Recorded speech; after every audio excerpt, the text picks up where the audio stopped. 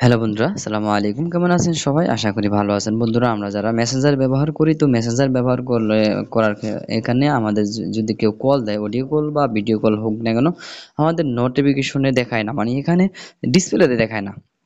এরকম দেখায়, ঠিক আছে? কিন্তু ভিতরে কিন্তু কল চলতেছে, কিন্তু আমরা দেখতে পাই না। তো সেটা কিভাবে সম্ভব?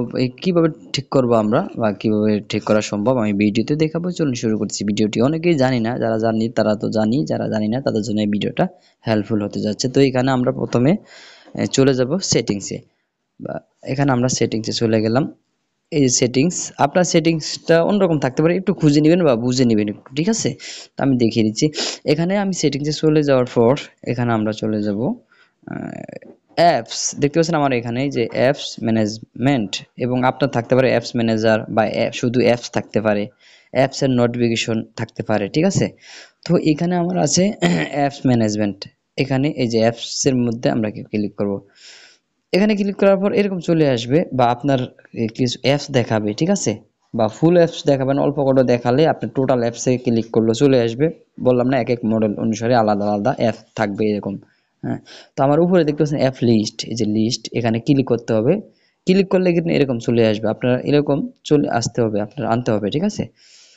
তারপর আমরা কি করব?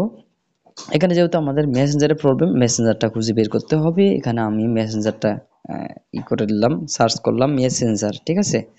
এই যে মেসেঞ্জার সার্চ করলাম, তো মেসেঞ্জারের ভিতরে প্রবেশ করলাম। তো আমাদের সমস্যা কি? আমাদের মেসেজ আসলে বা কল আসলে এই আপনার কি বলে ডিসপ্লেতে দেখায় না, ঠিক আছে? সেটা ভিতরে দেখায়। এই জন্য আমরা কি করব, নোটিফিকেশন যেহেতু দেখায় না, সেক্ষেত্রে নোটিফিকেশনের মধ্যে ক্লিক করবো আমরা। দেখতে পাচ্ছেন প্রথমটা এটাই নোটিফিকেশন, ঠিক আছে? এখানে ক্লিক করব। তো এখানে ক্লিক করার পর দেখতে পাচ্ছেন এই যে অ্যালাউ। আপনার এই যে অ্যালাউ, ওইটা যদি অফ থাকে তাহলে কিন্তু আপনার দেখাবে না, ঠিক আছে? আপনার অ্যালাউ নোটিফিকেশনে দেখাবেই না, ঠিক আছে? ডিসপ্লেতে দেখাবে না। তো আমরা এটাকে অন করে দিব। তো এটা অন করলাম, কিন্তু আমাদের আরো কিন্তু অন্যগুলো অপশন থাকবে। যেমন এখানে একটা বন্ধ, বা এখানে একটা অফ রয়েছে। কিন্তু আমরা যতগুলো অফ থাকুক না কেন, সব কটাকে আমরা কিন্তু এইভাবে অন করে দিব, ঠিক আছে? সবকটাকে অন করে দিব। তো এখানে দেখতে পাচ্ছেন এই যে রিমাইন্ডার, এখানে যদি থাকে ইসেন্ট্রিসিটি, এখানে যদি থাকে তাহলে এটা নরমাল থাকবে আপনাদেরকে, ঠিক আছে? তারপরে এখানে যদি নোটিফিকেশন স্টাইল, এখানে কি আছে এই যে দেখতে পাচ্ছেন, এখানে অনেকগুলো আছে। আপনার এরকম সবগুলো একসাথে দেখাতে পারে, ঠিক আছে? তো এখানে কিন্তু আপনারা সব করে অ্যালাউ করে দিবেন, একটাও কিন্তু বাকি থাকবে না, সব করে অ্যালাউ করে দিবেন, ঠিক আছে?